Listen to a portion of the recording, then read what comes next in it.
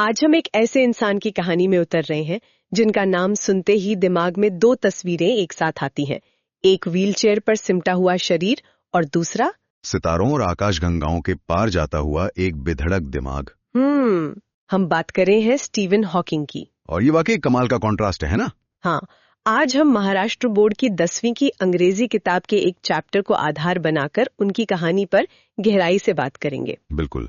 हमारा मकसद सिर्फ इस अध्याय को समझना नहीं है, बल्कि ये जानना है कि कैसे एक इंसान जिसे डॉक्टरों ने सिर्फ 2 साल दिए थे, उसने हमारे ब्रह्मांड को देखने का नजरिया ही बदल दिया। तो चलिए शुरू करते हैं। स्टीवन हॉकिंग 8 जनवरी 1942 को इंग्लैंड में पैदा हुए। एक ब्रिलियंट माइंड, इसमें कोई शक नहीं। हाँ, और वो कैम्ब्रिज यूनिवर्सिटी में कॉस्मोलॉजी की पढ़ाई कर रहे थे। कॉस्मोलॉजी मतलब ब्रह्मांड का विज्ञान। ये कैसे बना, कैसे काम करता है, ये सब। किस साल के थे?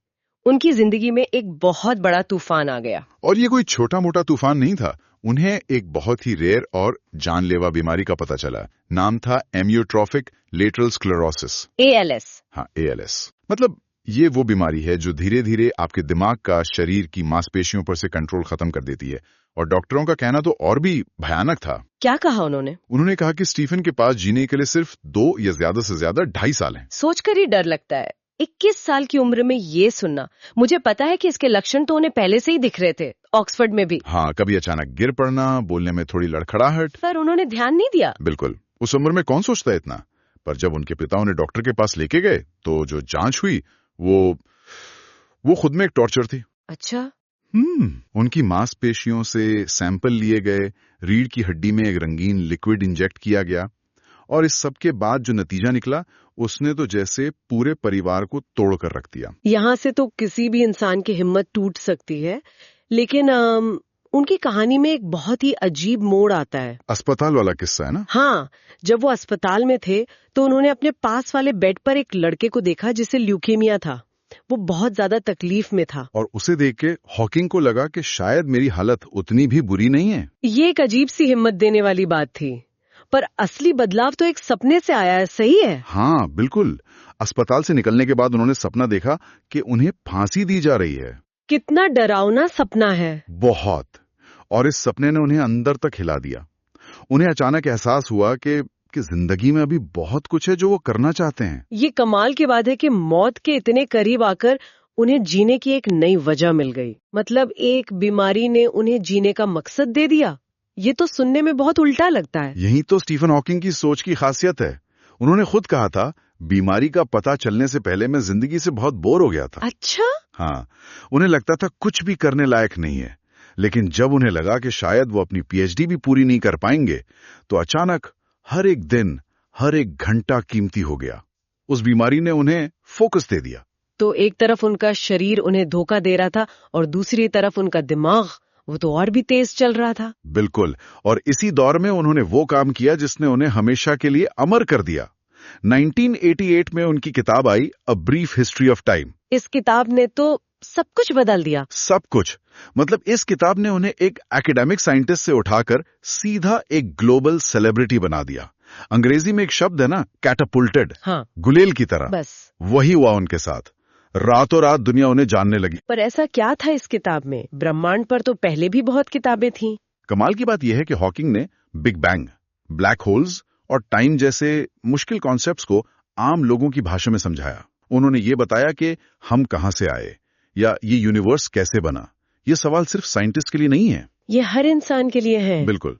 और इसीलिए ये किताब 4 साल से ज्यादा लंदन संडे टाइम्स की बेस्ट सेलर लिस्ट में रही, जो अपने आप में एक रिकॉर्ड है। लेकिन मैंने ये भी सुना है कि ये किताब खरीदी तो बहुत लोगों ने, पर पूरी पढ़ नहीं पाए।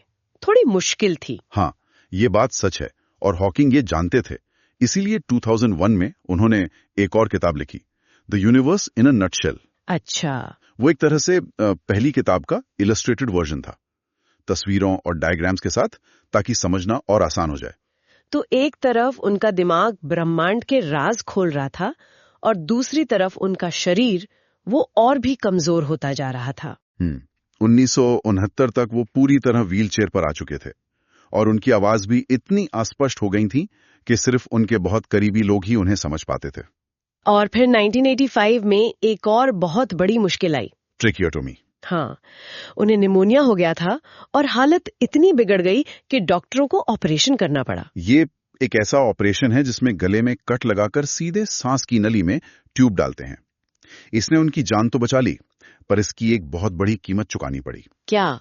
उन्होंने अपनी बोलने की शक्ति पूरी तरह से खो दी। सोचिए जरा, एक ऐसा इंसान जिसका काम ही अपने विचारों को दुनिया तक पहुंचाना है और उसकी आवाज ही चली जाए, ये तो किसी के लिए भी अंत जैसा है। किसी आम इंसान के लिए, हाँ, पर हम स्टीवन हॉकिंग की बात कर रहे हैं। यहाँ पर टेक्नोलॉजी उनके लिए एक तरह से वरदान बनकर आई। वो उनका स्पीकिंग प्रोग्राम? हाँ, कैलिफोर्निया के एक कंप्यूटर प्रोग्रामर ने उनके लिए एक प्रोग्राम बनाया।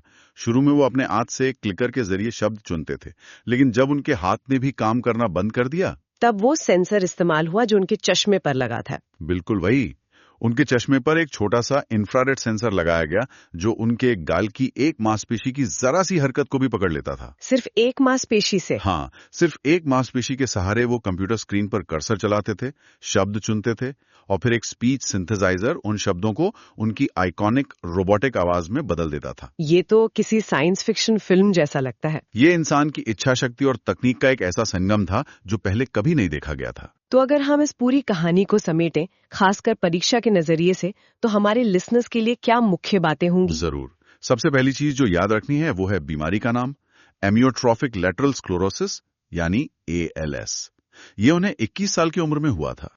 और उनकी सबसे प्रसिद्ध किताब ब्रीफ हिस्ट्री ऑफ टाइम जो 1988 में प्रकाशित हुई, ये बहुत जरूरी है। ठीक है। और उनकी शारीरिक चुनौतियों के बारे में? 2 तारीखें हैं। 1969 तक वो व्हीलचेयर पर आ गए थे और 1985 में ट्रेकियोटोमी के बाद उनकी आवाज चली गई। और वो बात कैसे करते थे? एक स्पीच सिंथेसाइजर की मदद से, जिसे वो अपने गाल की मांसपेशी से जुड़े एक सेंसर से कंट्रोल करते थे। ये कुछ शब्द हैं: कॉस्मोलॉजी, कैटापल्टेड, ट्रेकियोटोमी और सेंसर। इनका मतलब समझना बहुत जरूरी है। तो हॉकिंग सिर्फ एक महान वैज्ञानिक नहीं थे, वो इस बात का जीता जागता सबूत थे कि शारीरिक सीमाएं वो इंसान के दिमाग की उड़ान को नहीं रोक सकती। बिल्कुल सही कहा। उनकी कहानी यही सिखाती है कि हमारी परिस्थितियां हमें परिभाषित नहीं करती। उनका शरीर भले ही कुर्सी में कैद था, पर उनका मन तो ब्रह्मांड के सबसे बड़े सवालों के जवाब ढूंढ रहा था। स्टीवन हॉकिंग ने हमें ब्लैक होल्स और ब्रह्मांड के बारे में सोचने पे मजबूर किया, पर उनकी अपनी जिंदगी वो शायद एक ज्यादा बड़ा सवाल हमारे लिए छोड़ गई है। वो क्या? उन्होंने साबित किया कि इंसान अपनी इच्छा शक्ति से शारीरिक सीमाओं को लांघ सकता है, पर यह हमें ये सोचने पे मजबूर करता है कि हम, जिनके पास शरीर की सारी क्षमताएं हैं, हम अपनी बनाई हुई मानसिक सीमाओं में कितने कैद हैं। शायद असली व्हीलचेयर हमारे दिमाग के अंदर है।